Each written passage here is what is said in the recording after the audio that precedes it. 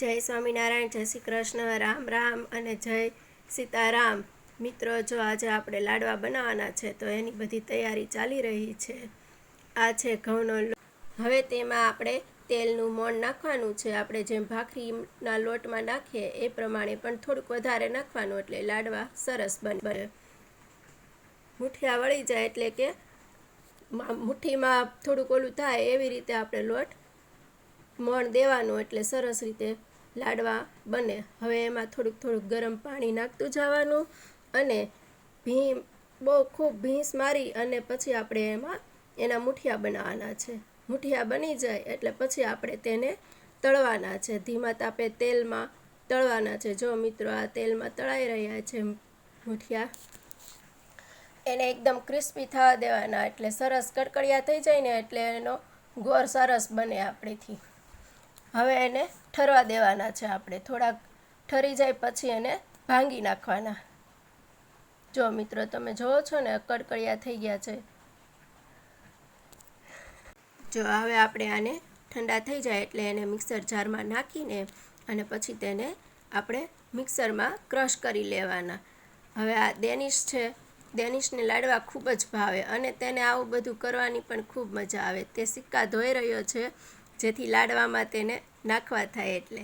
હવે જો આ ગોળ થઈ ગયો છે જે આપણે મુઠિયા તળાતા એનો, અને આ છે ગુંદર. ગુંદર નાખીએ ને લાડવામાં એટલે ખૂબ સરસ થાય. અને આ છે બદામની થોડીક આપણે સ્લરી કરી નાખીએ એટલે થોડોક લાડવામાં મીઠાશ આવે. અને આ અમારા મમ્મી છે એ થોડીક બદામનું વાતરે છે જેથી બદામનો સરસ ટેસ્ટ આવે. બદામ લાડવામાં નાખીએ એટલે બદામ તો આમથી હેલ્ધી અને ખાવામાં પણ સારી. મને તો બદામ ખૂબ જ ભાવે એટલે હું તો સુખડી હોય કે લાડવા બદામ તો નાખવાની જ. જો આપણે આ લાડવાનો ગોળ થઈ ગયો છે, આ બદામ વતરાઈ ગઈ છે અને હવે આપણે તૈયાર કરવાનું છે લાડવા બનાવવાનું. તો આ ઘી ગરમ કરી નાખ્યું હતું. હવે એને થોડુંક આપણે થોડુંક ગેસે મૂકવું પડે, કેમ કે એમાં ગોળનો પાક લેવો પડે ને. એટલે તમને તો ખબર જ હશે, લાડવામાં આપણે ગોળનો પાક તો લેવો જ પડે. એટલે હવે થોડોક ગોળનો પાક લેવા માટે ઘીને ગાળીએ છીએ. થોડુંક ગળાઈ જાય પછી આપણે એમાં થોડોક ગોળ ઉમેરવાનો છે. ગોળ ઉમેરાઈ જાય પછી આપણે તેને ગેસ ઉપર મૂકી અને સારી રીતે ગોળ ઓગળી જાય ત્યાં સુધી આપણે તેને હલાવવાનું રહેશે.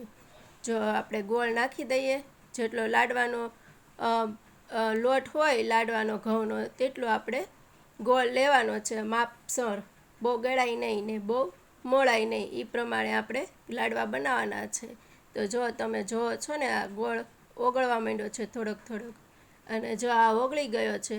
હવે એમાં આપણે લાડવાનો ગોળ કર્યો હતો તે આપણે એમાં ધીમે ધીમે થોડોક આપણે ઉમેરતા જવાનો અને ધીમે ધીમે એને હલાવી અને મિક્સ કરતું જવાનું, જેથી સરસ રીતે મિક્સ થઈ જાય અને લાડવા પણ સરસ રીતે બને. હવે તેમાં આપણે ગુંદર તળ્યો તો એ ગુંદર થોડોક નાખી દેવાનો અને બદામ વાતરી હતી એ બદામ થોડીક નાખી દેવાની. હવે બદામ પણ આપણે સારી રીતે એમાં મિક્સ કરી લેશું, જેથી કરીને તેમાં સારી રીતે ભળી જાય અને સરસ મિક્સ થઈ જાય. જો તમે જુઓ છો ને, જો હવે આમાં સિક્કા નાખી દીધા છે આપણે. અને હવે સરસ મજાના આ એક બીબુ છે જે લાડવા, આમ તો અમે સાદા જ બનાવીએ, પણ આજે એવું મન થયું કે ભાઈ ડેનિશ એમ કહેતો હતો કે ભાઈ ડિઝાઇનવાળા પાડો, એટલે આજે કીધું કે ડિઝાઇનવાળા પાડીએ, નહીંતર તો અમે સાદા જ બનાવીએ છીએ લાડવા તો. એટલે આજે હવે આ એની આંટી લાડવા ડિઝાઇનવાળા બનાવે છે એટલે ડેનિશને ખૂબ મજા આવે ખાવાની, કેમ કે ડેનિશને તો લાડવા ખૂબ જ ભાવે અને એને સિક્કો નાખેલા તો લાડવા ખૂબ જ ભાવે. બસ મારામાં સિક્કો આવવો જ જોઈએ. અને લાડવાય તે આખો દિવસનો 1 થી 1.5 લાડવો તો ખાઈ જ જાય, એટલે અમારે અમથાય વધારે જ બનાવવા પડે લાડવા. જો મિત્રો, કેવા સરસ મજાના બની ગયા લાડવા. જો સરસ, ખૂબ સરસ બની છે.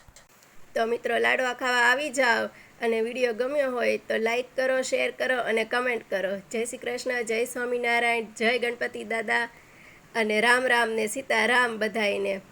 ચલો આવજો.